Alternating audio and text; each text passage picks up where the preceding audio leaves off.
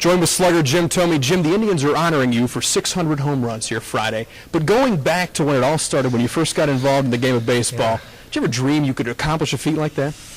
Oh, I don't think you could ever imagine that. I think, as I said, the journey, a lot of years, I think, longevity, looking at guys like Eddie Murray and being lucky enough to play with Dave Winfield and seeing their careers play out. You look at all the guys that have been blessed and able to do something like that. I think you do it through longevity and over time. And I think I've been lucky, fortunate that that's been the case.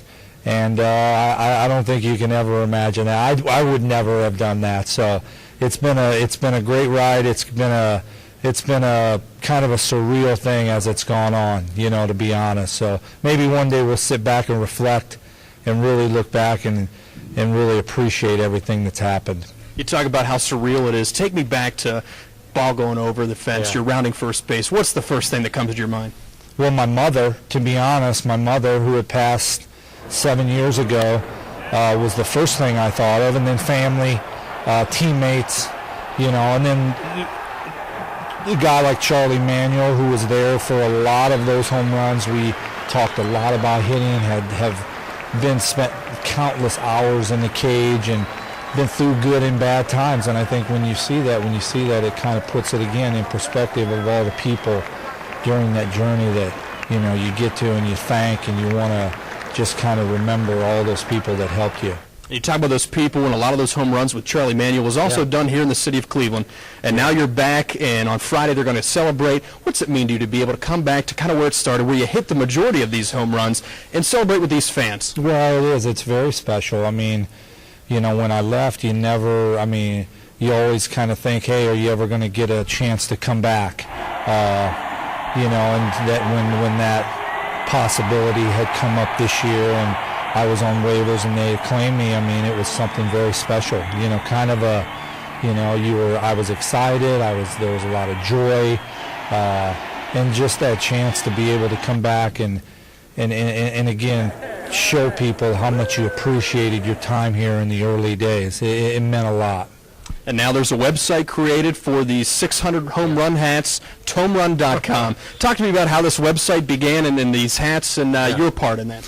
Well, Dave Fratkin was a roommate of Charlie Nagy's back in the 90s, and when I had met Fratty through Nagy, and he was in spring training for years and years, and then he got his own apparel line, which was ropes, and as a hitter, you liked it. That's what I guess hitting's all about, is hitting the rope, he called it. So we wore his shirts. We tried to help him promote it. And again, I think he's doing it for Tim Wakefield. He's doing some stuff. He's doing this one. He does a lot of good, neat things. And, I think you can go onto his website and check it out and order the hats. But it's Fratty's a good man. He's worked very hard, and he's been very loyal, I think, not only to say guys like Charlie Nagy, myself, but throughout the guys in baseball that he's been around. What's your favorite hat that he's made for you?